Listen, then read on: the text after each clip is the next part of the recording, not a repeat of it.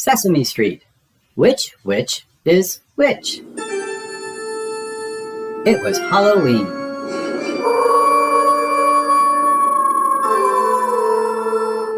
Listen, everybody, said Zoe. I have a terrific idea for our Halloween costumes. Let's all go dressed as witches. Zoe's friends looked puzzled. It'll be the trick part of trick or treat, Zoe explained. No one will be able to tell who's who because we'll all be dressed the same. That will be a good trick, said Grover. Right, said Zoe. No one will be able to tell which witch is which. Zoe, Elmo, Telly, Grover, and Harry made long black capes and pointy hats. They found frizzy fright wigs, warty noses, and brooms. On Halloween, 5 witches went trick-or-treating. Their first stop was the Furry Arms Hotel. Trick, they said to Sherry Netherland. What about the treat? She asked.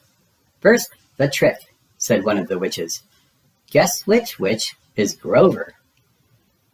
Sherry pointed. Is it you? No, cried the 5 witches. Well, you sure tricked me, said Sherry, and she gave each of them a candied apple. The elephant elevator operator couldn't guess which witch was Telly. So he gave each of the witches a bag of peanuts. The 5 witches tried their trick up and down Sesame Street, but no one could guess which witch was Telly, or Grover, or Zoe, or Elmo, or Harry. Their trick-or-treat bags were getting heavier and heavier. This is the best Halloween ever, said Zoe, swirling her cape. Harry and Telly laughed in a cackling, witchy way. Elmo and Grover pretended they were riding their brooms. Their next stop was Oscar's trash can. Trick, they cried. What kind of trick? Oscar asked from under the lid. Guess which witch is Harry, said the 5 witches. That's easy, said Oscar. Let me see your feet. Oscar guessed that the witch with the blue feet was Harry. Grover's the one with the little blue feet, he said. Bright pink feet? That's Telly. The little red feet belong to Elmo. That leaves one witch with orange feet, who must be Zoe. You're right, said the 5 witches.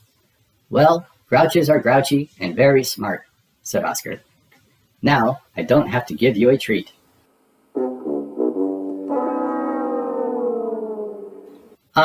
Come on, Oscar, complained the 5 witches. Grumble all you want, said Oscar. It's music to my ears.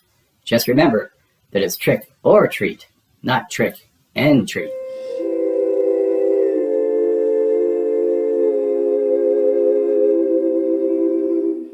Right again, the 5 witches said, and began to walk away. Okay, wait, Oscar called after them. I've changed my mind. He disappeared inside his trash can and returned with a platter of little sandwiches. Yummy! Here's your treat, he said, but first, I have a trick for you. Guess which sandwich is which? Do you have peanut butter and jelly? Asked Elmo. That's Elmo's favorite. No, said Oscar. I have chocolate and tuna fish, sardine and garlic, and eggplant and prune. Oh, yeah. Yuck, said the 5 witches. What's the matter? Asked Oscar. I thought witches would like sandwiches for a treat. I guess this time the trick is on us, said Zoe. Happy Halloween, Oscar, said the witches, and off they went. The end. Happy Halloween. Sesame Street. Spooky Sleep Out. It was the night before Halloween, a great night for a sleep out. There was a full moon, and it wasn't cold at all. Elmo is so excited, Elmo cried. Sleepouts are fun. Come on in, everybody, said Zoe, who had been setting up her sleeping bag in the tent. This is cool. We can look at the stars and tell stories. This tent doesn't look very big, said Big Bird. Do you think it will hold everyone? Don't worry, said Zoe. There's plenty of room.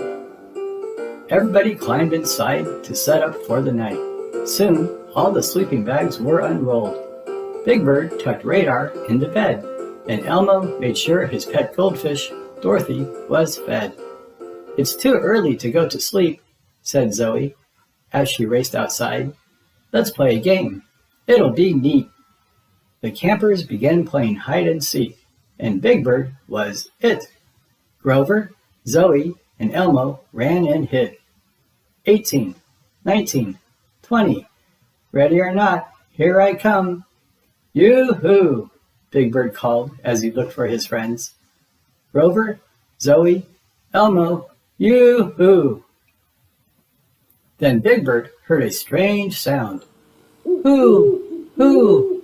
He stood still and listened very carefully. "Oh, that's just my echo," he said, and went back to looking for his friends. "Hoo! Hoo!" There it was again. Big Bird's eyes opened wide. "Hey, that wasn't my echo. I didn't holler, yoo-hoo, that time." "I know," Big Bird decided. "It must be Elmo trying to tell me where he's hiding." So he followed the sound, and there was Elmo, peeking out from behind a tree. "Elmo, were you making that strange sound?" "No," said Elmo in a small voice. "Maybe it's a ghost." "Wow, we should find Grover and Zoe," said Big Bird. Come out, wherever you are." The two little monsters came running. "I knew you would not find us," said Grover proudly. "We heard you call and call, but then you gave up." "That wasn't me," replied Big Bird. "It was a ghost." "A ghost!" Grover exclaimed. "I do not like it when strange things fly through the air, unless, of course, it's a superhero. Ghosts are spooky. Oh, I am so scared." The friends huddled tightly together. "Hoo, hoo, hoo, hoo." Then Zoe looked up and saw two bright eyes and big wings against the sky. "Whoa, wait a minute. That's not a ghost. Look, it's Hoots the Owl." Everyone breathed a big sigh of relief. It was getting dark, so the campers headed inside the tent to settle in for the night. "Let's play another game," said Zoe. "I'm too excited to sleep." "I know," said Grover. "Let us make cute, furry animal shadows. Zoe, you hold this incredibly heavy flashlight while I, Grover, make shapes with my fingers. Just a smidge closer, okay?" "Okay." "Now, what animal is this?" asked Grover. The shadow looked like a bear. And when Grover moved his fingers, the bear's mouth appeared to be moving. Crunch, crunch, crunch, crunch. "How does Grover make that crunching sound?" asked Elmo. "It sounds just like a bear eating." "I do not know," said Grover slowly. "That sound is not me." "Gee," said Big Bird, "it must be something with awfully big teeth." "Maybe it's a huge, hungry dragon," said Zoe, creeping deeper into her sleeping bag. "I have never seen a hungry dragon before, and I do not think I want to, but everything is fine," said brave little Grover in a shaky voice. "Do not worry." Crunch, crunch, crunch, crunch. "The sound's getting closer," whispered Big Bird. It was right outside. The tent flap began to rustle. "Yike-a-roni, it's coming inside," yelled Zoe. A furry little face poked through the flap. "Baby Bear," Big Bird shouted. "Sorry I'm late," Baby Bear said brightly. "The fall leaves are just right for crunching while you walk. Hey, this tent is the perfect place to spend the night." Baby Bear yawned, unrolled his sleeping bag, and dropped off to sleep. Soon, everyone's eyes were drooping. That's when Big Bird heard another peculiar sound. Pant, pant, pant, pant, pant, pant. "Those other noises were just Hoots the Owl and Baby Bear," he said to Radar, and himself.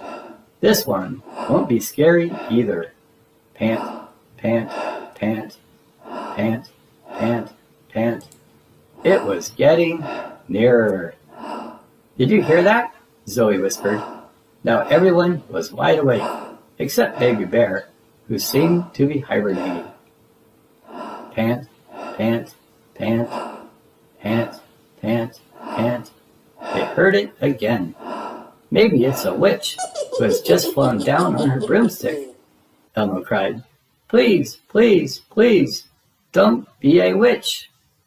Oh my goodness, I think you are right, Elmo, said Grover.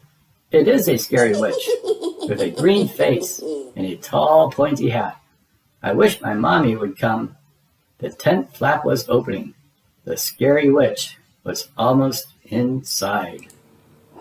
Pant, pant, pant, pant, pant, pant. Suddenly, in the opening, was a pink tongue and a furry nose.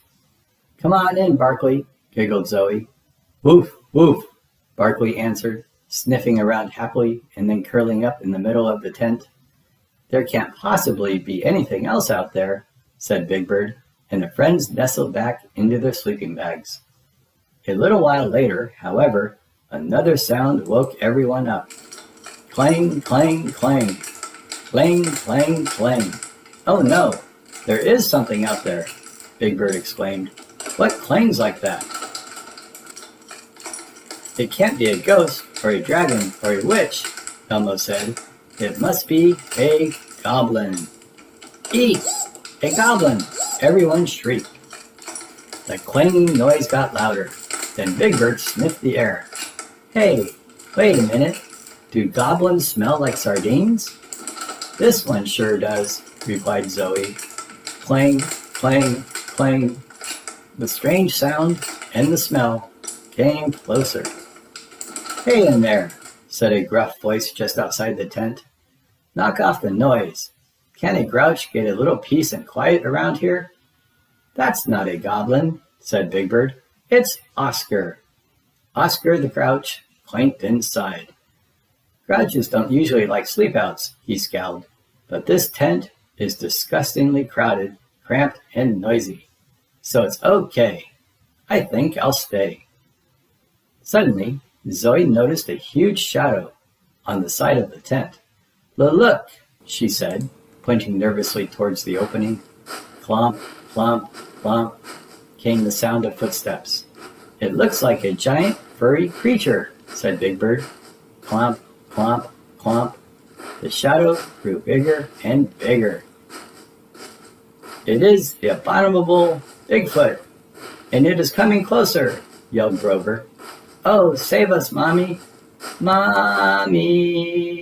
Slowly, the creature pulled back the tent flap, and there was Grover's mommy. How about a midnight snack? She asked, setting down a tray of milk and cookies. Oh, silly me, Grover said sheepishly. There is really nothing scary out here in the backyard at all. That's right, Big Bird said with a yawn. Can we finally go to sleep now? Sleeping out really is fun, said Elmo, munching on a pumpkin spice raisin cookie. Even spooky sleepouts. The end. Thanks for watching. Please subscribe. Don't miss our next Halloween story, Mickey's Halloween Treat. Bye-bye.